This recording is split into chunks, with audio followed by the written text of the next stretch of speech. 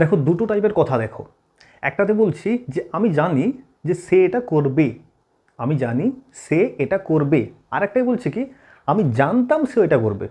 দেখো দুটো, আমি জানি সে এটা করবে আর আমি জানতাম। একটাতে দেখো জানি, এটা প্রেজেন্ট ফর্ম বোঝাচ্ছে, মানে এখন আমি জানি, আর একটাতে বোঝাচ্ছে জানতাম, মানে আমি আগে থেকেই জানতাম, পাস্ট।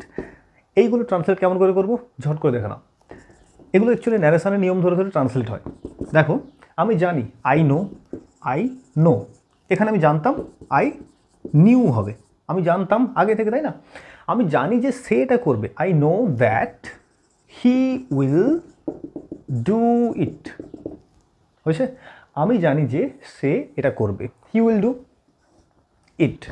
এবার আমি জানতাম কি করব, আই নিউ, দ্যাট বসবে, আই নিউ দ্যাট হি, এবার আসবে কি would, would do it, do it. কেন এখানে উড হলো?